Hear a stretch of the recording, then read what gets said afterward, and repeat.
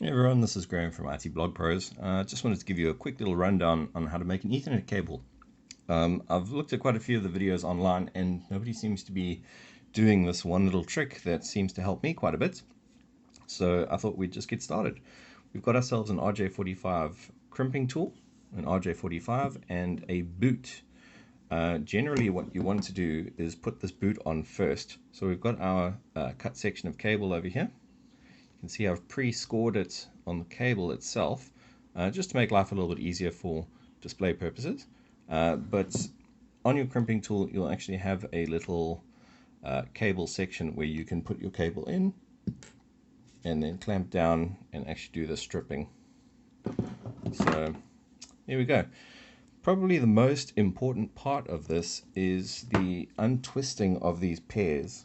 Now, for some people it's not really an issue, but something I've noticed over the years is that if you do the separation correctly, it makes it a lot easier for you to actually go ahead and put the cables into the RJ45 connector. So what I've got here today is a half-made cable. I've gone ahead and pre-crimped the other side of it, so at the end we can just run through a network test and show you what it's all about. So because the other side started with the green and white cable, I'm going to do the same. But right off the bat, what I'd like you to do is try and unfurl these cables as much as you can, maybe once or twice into the actual cable insulation itself. This really helps later on when I show you what this little trick is. So we've got our green and white and our green. Next we have our, oh, that's not it. We need our orange and white.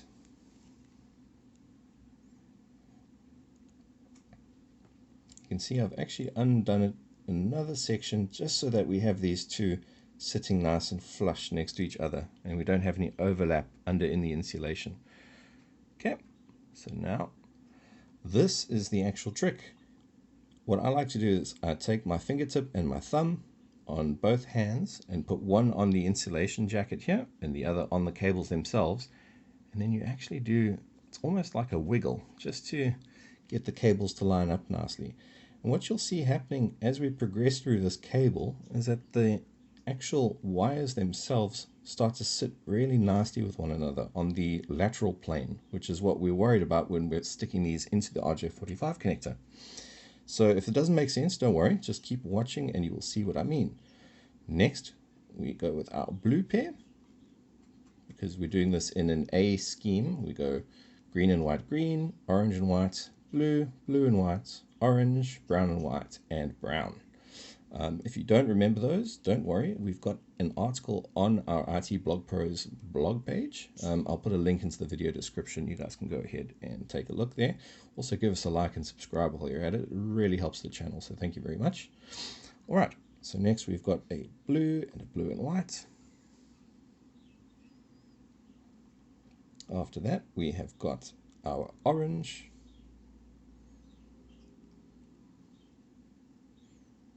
And we're just doing this little wiggle trick as we go.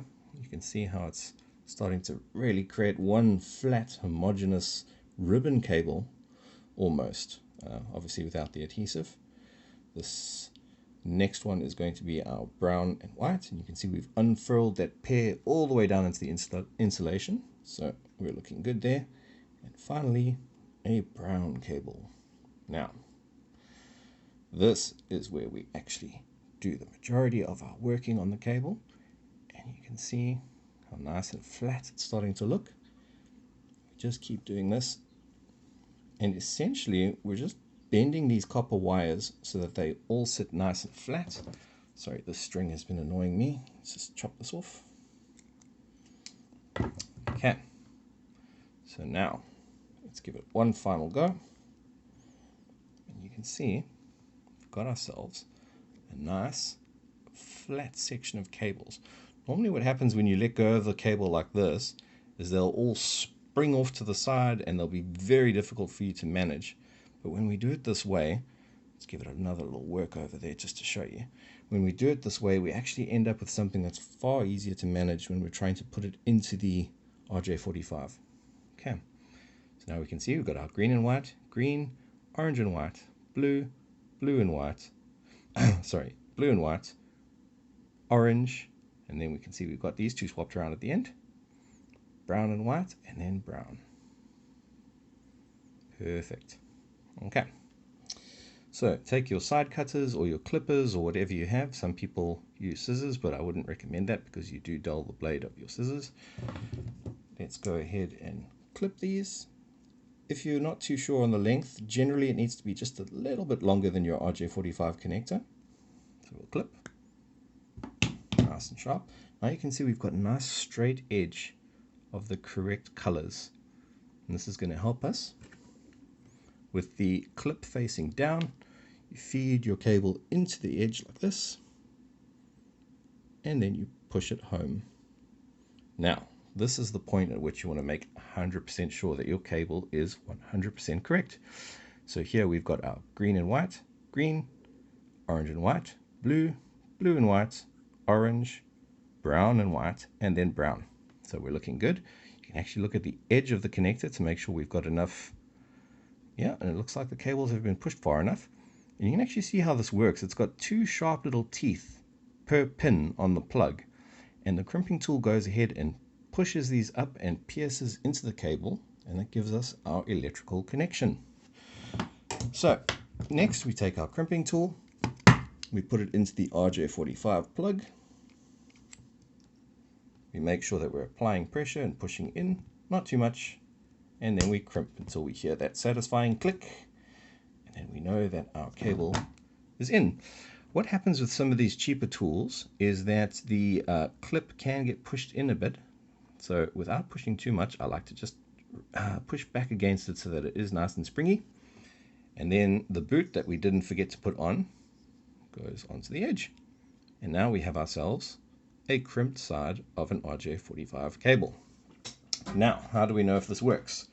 Well, we can buy a cheap little network tester like this, and I think this was a few dollars on Amazon. And all you need to do is connect either side. We've got our master tester on this side over here, and our secondary, which is the receiver. Sorry, this is new, so it's not quite coming apart. Let's try this again. 3 hours later. Okay, now that we've separated these two, we can plug our cable in. So let's make sure that our boots are nice and snug. Doesn't matter which way you put them around.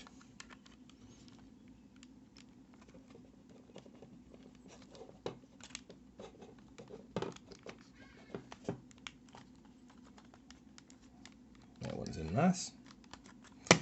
And now this one. Okay, so essentially we're going to be sending a current through the cable. Each wire should correspond according to its number. So let's take a look. Let's see, put it on the right mode. There we go. One. Oops. Make sure we've got our cable plugged in here nicely.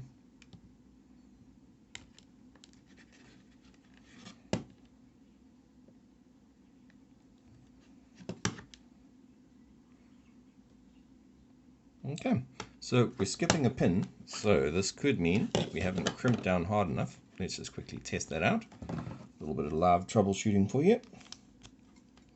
Happens to the best of us. Let's just check. First, the second one. That's why it's always good to have a tester, because you might plug this cable in, get a link light, and then wonder why you have no internet. That sounds a lot better. It actually clicked in this time. Now let's take a look.